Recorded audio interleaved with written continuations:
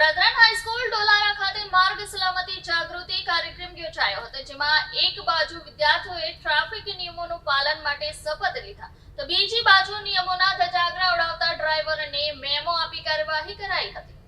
વિદ્યાર્થીઓમાં ટ્રાફિક નિયમો પ્રત્યે સભાનતા કેળવવાના ઉમદા આશયથી બ્રધરન હાઈસ્કૂલ ડોલારા ખાતે સોમવારે રાષ્ટ્રીય માર્ગ સલામતી માસ 2026 અંતર્ગત માર્ગ સલામતી જાગૃતિ કાર્યક્રમમાં મોટર વાહન નિરીક્ષક શ્રી એમ પટેલે વિદ્યાર્થીઓને માર્ગ અકસ્માતો નિવારવા માટે હેલ્મેટ સીટ બેલ્ટનો ઉપયોગ અને ટ્રાફિક સિગ્નલના પાલનનું માર્ગદર્શન પૂરું પાડ્યું હતું. વધુમાં વિદ્યાર્થીઓને માર્ગ સુરક્ષા અને ટ્રાફિક ચિહ્નોની સમજ આપતી માર્ગદર્શક પત્રિકાઓનું વિતરણ કરી વિદ્યાર્થીઓને ટ્રાફિક શિસ્તના સાચા રાહગીર બનાવવા પ્રેરિત કરવામાં આવ્યા હતા.